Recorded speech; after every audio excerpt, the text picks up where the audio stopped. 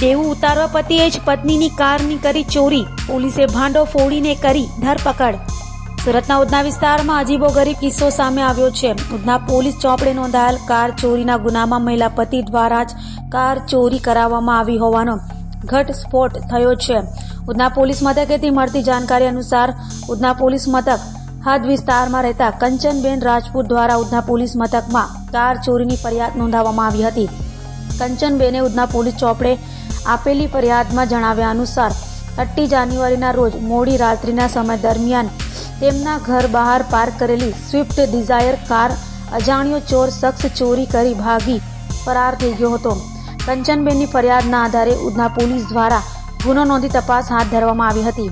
ઉધના પોલીસે સોસાયટીની આસપાસ લાગેલા સીસીટીવી ફૂટેજ અને ટેકનિકલ સર્વેલન્સ આધારે ગુનાનો ભેદ ઉકેલી કાઢવા કમર કસી હતી।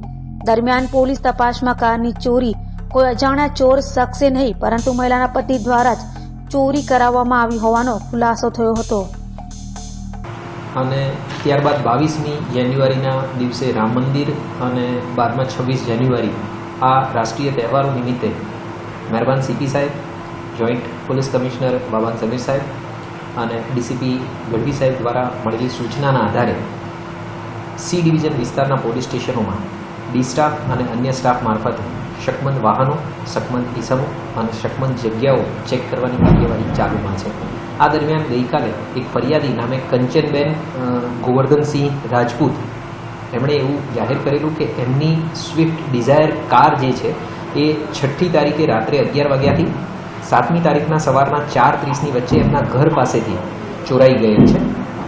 આ માહિતી મળતા તાત્કાલિક ડી સ્ટાફ ઉધના પોલીસ સ્ટેશનના અધિકારીઓ એક્ટિવ થયા અને સીસીટીવી તથા અન્ય સર્વેલન્સના સાધનોની મદદથી અને ખાનગી બાતમીદારો મારફતે આ ચોરી બાબતે માહિતી મેળવવાનું શરૂ કરે, જેમાં ધ્યાનમાં આવેલું કે જે ફરિયાદીના પતિ ગોવર્ધનસિંહ લક્ષ્મણસિંહ રાજપૂત છે એમના માથે દેવું થઈ ગયેલું છે અને એમણે એ દેવું સરભર કરવા માટે જે વાહન ઉપર ટોપઅપ લોન લીધેલી હતી એ લોનના હપ્તા ભરી ન શકતા હોવાના કારણે એમણે પોતાના મિત્રને જ ડુપ્લિકેટ ચાવી આપી અને આ વાહનની ચોરી કરાવેલી હતી।